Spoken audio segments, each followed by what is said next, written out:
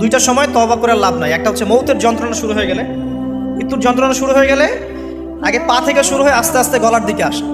হাদিসে যেমনটা এসেছে, সূরা ওয়াকিয়ার মধ্যেও আছে যে পায়ের দিক থেকে যন্ত্রণা শুরু হয়ে আস্তে আস্তে আস্তে আস্তে এই গলার দিকে আসে, এবং আত্মাটা গলার এখানে যখন চলে আসে, এখান থেকে মালাকুল মউত আত্মাটাকে নিয়ে চলে যায় এবং চোখ দিয়ে তাকিয়ে থাকে মানুষ।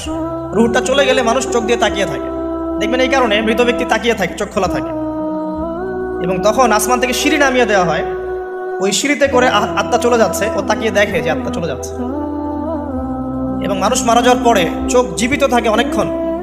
মেডিকেল সায়েন্স যারা পড়েছে তাদেরকে জিজ্ঞাসা করবে, মানুষ ডেড হয়ে গেলেও চোখ দেখবেন আরও কয়েক ঘন্টা, হয়তো আরও নির্দিষ্ট একটা সময় পর্যন্ত চোখটা কিন্তু জীবিত থাকে। এই জন্যে চোখ বন্ধ করে দিতে হয়। যাই হোক, যেটা বলছিলাম যে মৌতের যন্ত্রণা শুরু হয়ে গেলে তওবা করে লাভ নাই, তওবার দরজা বন্ধ। আর পশ্চিম দিক থেকে সূর্য উঠে গেলে তওবা করে লাভ নাই, তওবার দরজা বন্ধ।